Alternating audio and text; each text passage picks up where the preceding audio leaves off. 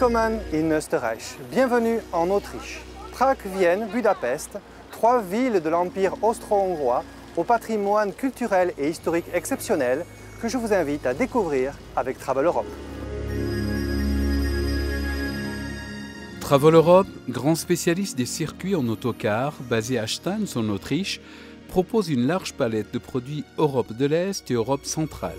Outre ces offres, il faut évoquer aussi les séjours découvertes à Prague, les circuits combinés avec les pays limitrophes, la rhapsodie hongroise ou la croisière sur le Danube. Cette production quasiment exhaustive est aussi susceptible d'être déclinée en vols spéciaux ou réguliers ou en produits spécialement conçus à la carte. Par rapport à ses concurrents, le voyagiste présente l'avantage de disposer de son propre réceptif francophone à Prague, Vienne ou Budapest.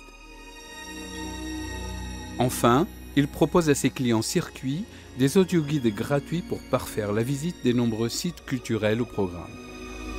Autre spécificité propre à Travel Europe, l'immersion dans la culture des pays visités. Par exemple, un dîner dans un Neuriger, typiquement viennois, dans le cadre du circuit Empire austro-hongrois, la possibilité également d'enrichir son voyage avec des options culturelles, telles un concert classique, du théâtre noir ou une soirée folklorique.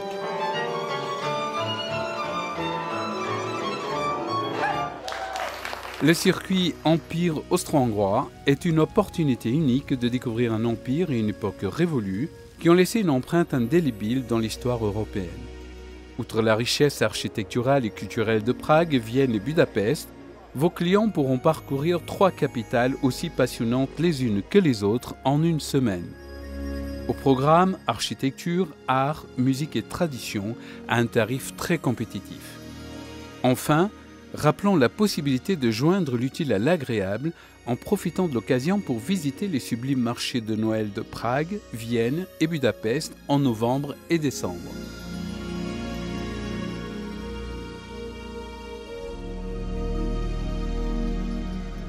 C'est sur les traces de la gloire et de la grandeur des Habsbourg et de leurs sujets que nous vous emmenons pour ce circuit de 8 jours, 7 nuits de Prague à Vienne et Budapest.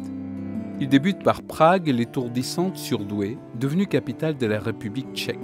Sous les Habsbourg, la ville est avec Vienne et Budapest l'une des trois capitales de l'Empire austro-hongrois. La cité aux 1000 tours et 1000 clochers, qui a miraculeusement échappé au bombardement de la Seconde Guerre mondiale, s'affiche comme une véritable ode à l'architecture. Elle est une sorte de musée de plein air où les chefs-d'œuvre mêlant les styles pré-roman, roman, gothique, baroque, rococo, art nouveau et cubiste surprennent le visiteur à chaque pas. Du haut du château fort qui domine Staré Město, le quartier historique de la vieille ville, les rois de Bohême, les empereurs du Saint-Empire romain germanique et les présidents de la République tchèque veillent sur les joyaux de la couronne. Cet ensemble monumental, perché sur la colline de Radkani et bordé de jardins, est long de 570 mètres de long et de 130 mètres de large. L'imposant édifice est encadré par les tours de la cathédrale Saint-Guy, la basilique Saint-Georges et le couvent de Strahov et sa bibliothèque. Dans l'enceinte du château, nous découvrons la place Saint-Georges et la nef principale de la cathédrale Saint-Guy. Sa construction date du XIVe et ce chef-d'œuvre du baroque a pour particularité de posséder l'une des plus grandes rosaces d'Europe.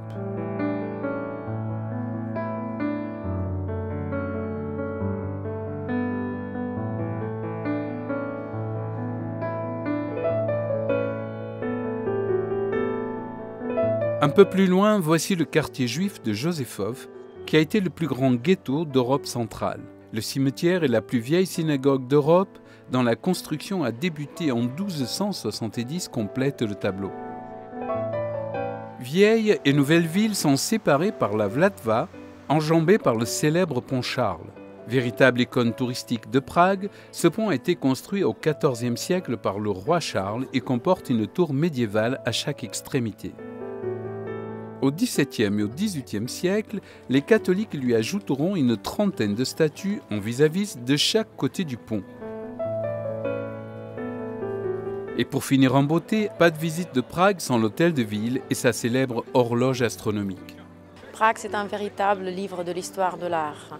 À travers des quartiers historiques, on peut passer aussi à travers des siècles et on peut découvrir tous les styles gothiques, Renaissance, baroque, Art nouveau dans une ville.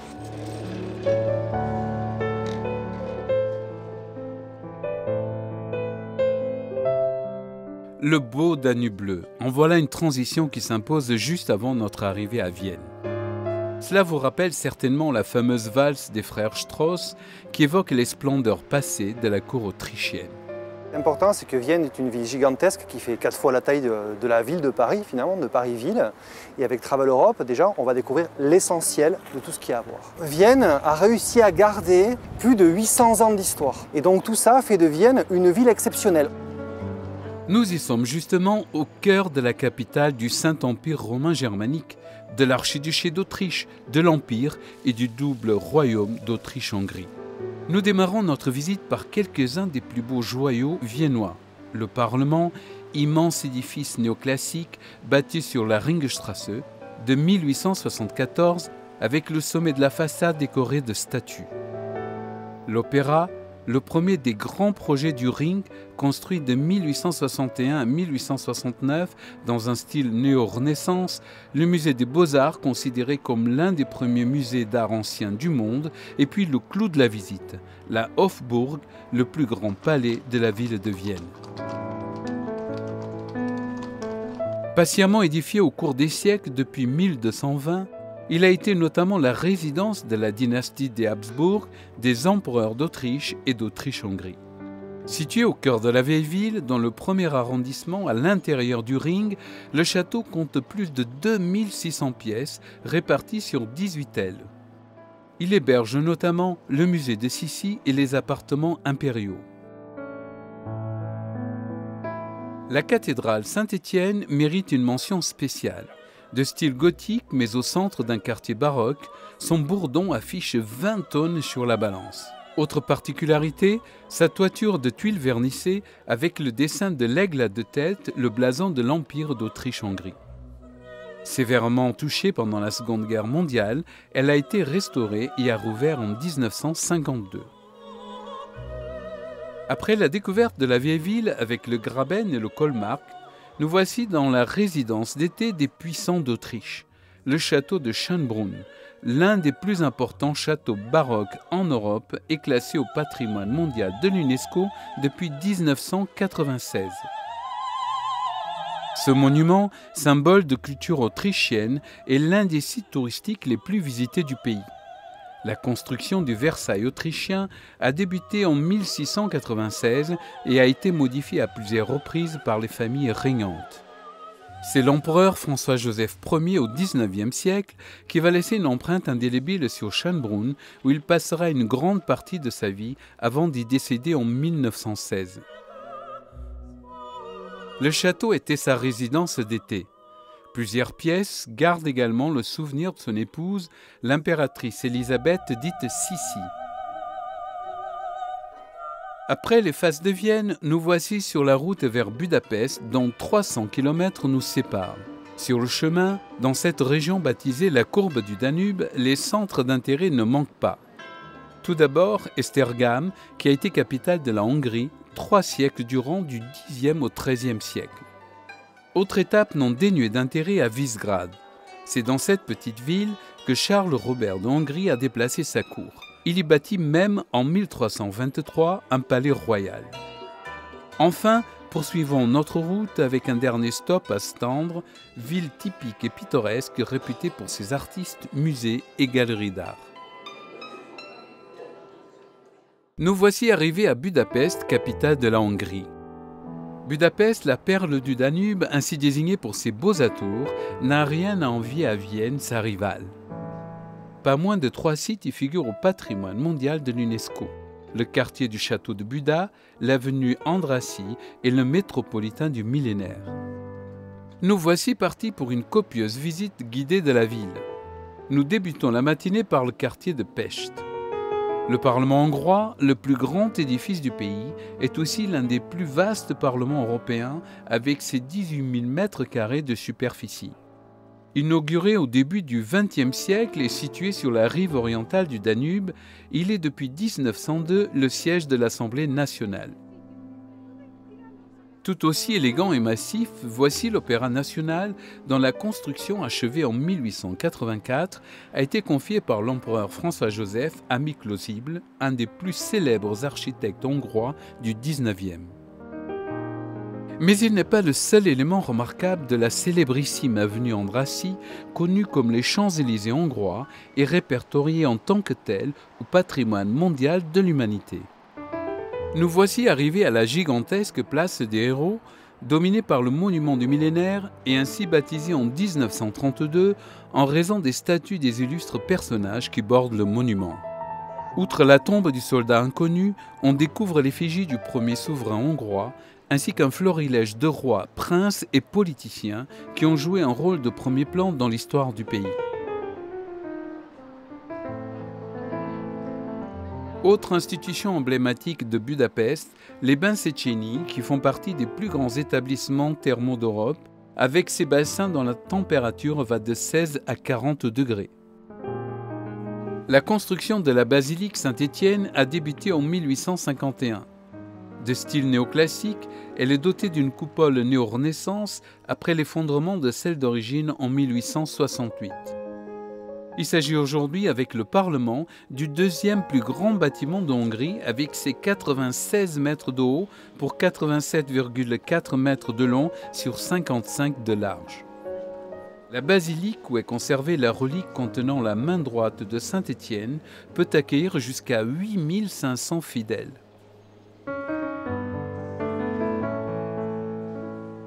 Le palais de Budavar, ou palais du château de Buda, est le château historique des rois de Hongrie. Aujourd'hui quartier d'habitation et haut lieu touristique de Budapest, on y trouve notamment l'église Matthias, construite vers 1255 sous le règne du roi Béla IV. Cet édifice religieux à l'histoire mouvementée a conservé, malgré ses nombreux avatars, sa structure originelle. C'est aussi dans ce lieu que François-Joseph a été couronné pour devenir roi de Hongrie. Après quelques pas sur le bastion des pêcheurs, promenade de plaisance bordant le quartier du château, nous voici au sommet du mont Gellert pour une vue panoramique sur la ville et le Danube. La vue imprenable et le merveilleux panorama sur la perle du Danube clouent littéralement les visiteurs sur place. La ville de Budapest a une vibration constante. C'est une ville qui est non seulement verte, on a plein de parcs, des îles, on a le Danube qui déjà au niveau nature, ça coupe la ville en deux, ça donne une richesse naturelle, mais aussi au niveau architecture, c'est une ville qui a une grande palette d'architecture à découvrir. Mais je pense qu'en 2 jours, on peut découvrir déjà l'essentiel de Budapest. Toujours sur la rive de Pest, on peut à la fois embrasser du regard l'élégant pont de la Liberté et le superbe grand marché couvert de Budapest. Avec son style néogothique, cette immense halle située au centre de Budapest est absolument superbe, avec son toit recouvert de céramique provenant de la célèbre fabrique hongroise de Zolnay. Alors bon à savoir, Travel Europe propose en option et avec un supplément une croisière d'1 heure sur le Danube by night pour une découverte insolite et illuminée de ses plus importants monuments. Le circuit de l'Empire austro-hongrois comprend 8 jours 7 nuits en pension complète avec logement en hôtel 3 étoiles, 3 étoiles sup ou 4 étoiles au choix. Il permettra à vos clients d'apercevoir l'essentiel de 3 villes magiques et mythiques, Prague, Vienne et Budapest. La solidité de l'offre de transport vous permet des départs de toutes les régions de France en fonction des périodes. À partir de 65 personnes, il est même possible de programmer des vols de n'importe quel aéroport français. Enfin, avec son bureau réceptif et son personnel francophone dans chacune des 3 villes étapes, Travel Europe, dont le siège social est basé à Stans, au cœur de l'Europe centrale, est en mesure de répondre à toutes vos demandes. Travel Europe vous accompagne tout au long de votre voyage.